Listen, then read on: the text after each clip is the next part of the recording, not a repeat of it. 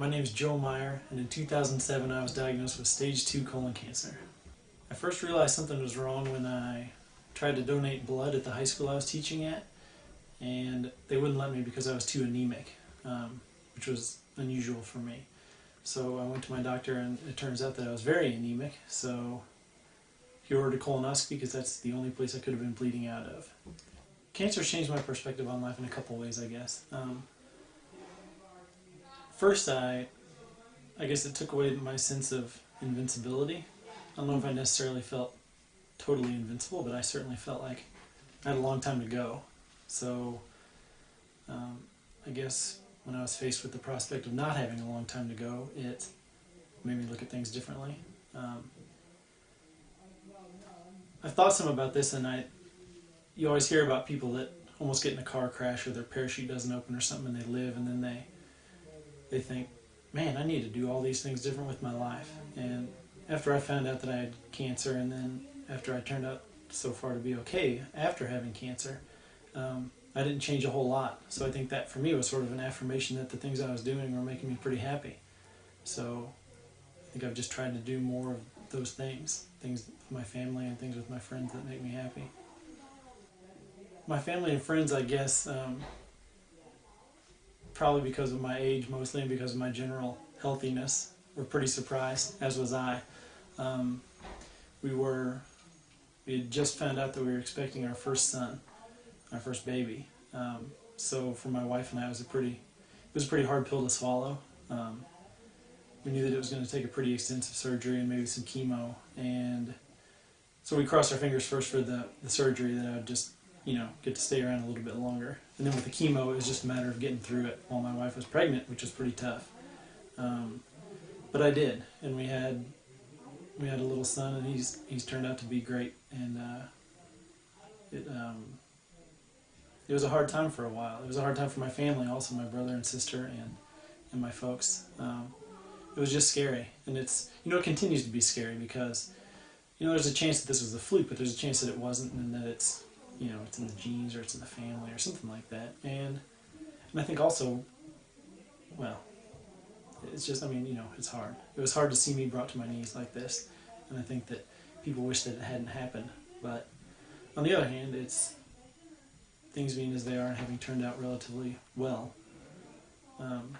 We think that if I have the chance to stick around for another 30 or 40 years, it might end up being a good thing to have happened to us. Being a cancer survivor changes my daily life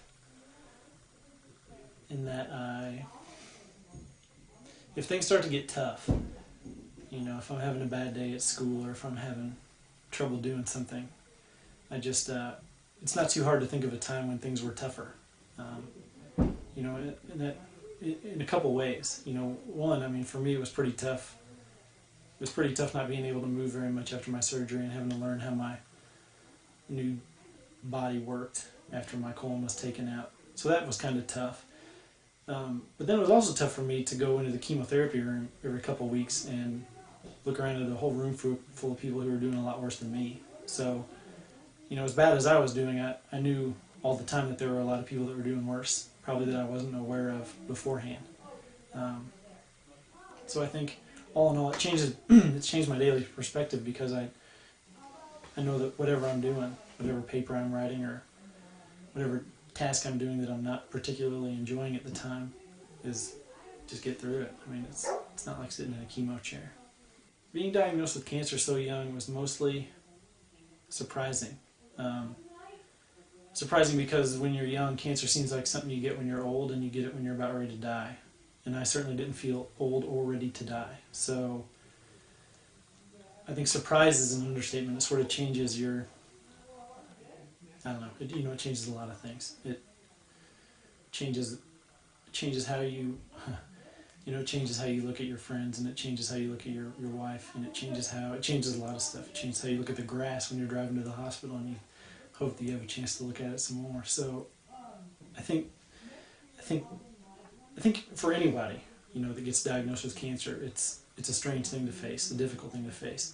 But when you're young, it's even more difficult because you're not old. You're not supposed to have something that's going to be hard like this. The Colon Club's made a difference in my experience with cancer because I felt for a long time like I was the only guy under the age of 50 that had ever had colon cancer. You know, I was some strange anomaly, somebody that got hit by a bolt of lightning, you know, 1 in 10, 100 million things or whatever it was. And I felt like I was the only guy. And then I picked up the Colondar and I went to their website and I saw bunches of people like me, you know, young and cut open and doing just fine.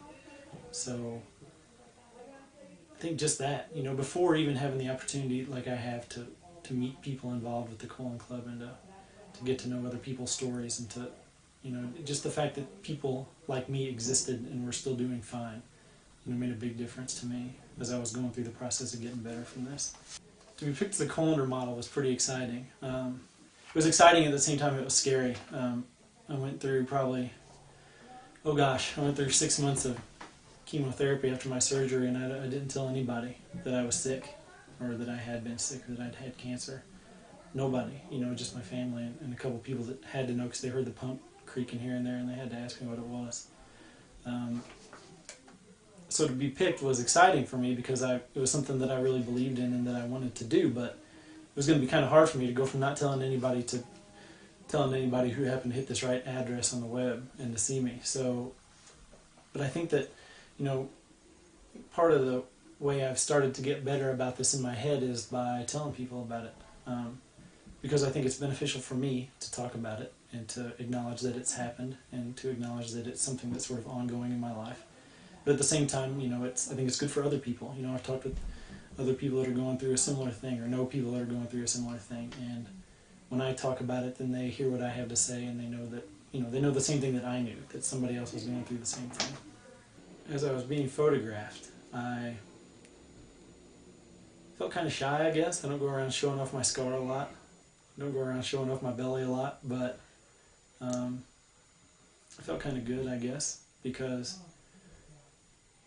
I mean, I wasn't really too concerned about what my belly looked like, you know?